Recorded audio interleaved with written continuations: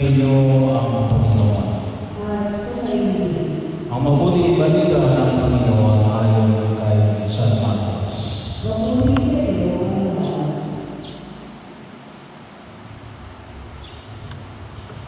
Noong panahon yung pumunta na naman sa Jesus at ang mga alagad sa Jerusalem.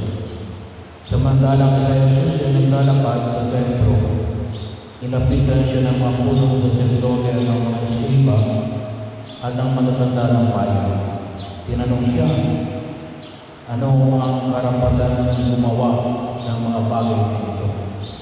Sino nagbigay sa iyo ng karapatan ito? Sumagot si Jesus, tatanungin ko rin kayo, pag sinagot ninyo ako, saka ko naman sasabihin sa inyo kung ano ang karapatan ng gumawa ng mga bagay na ito.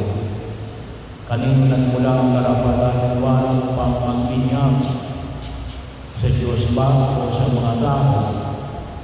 At sila'y nag-usap-usap.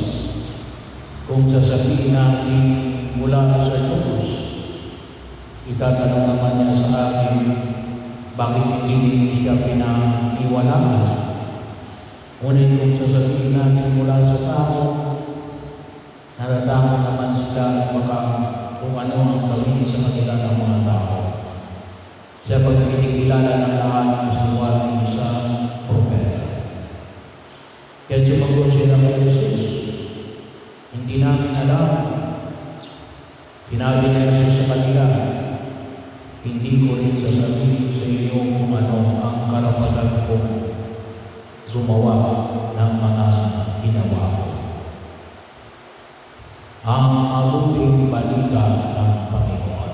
Pinupuri ka ng ating Panginoon.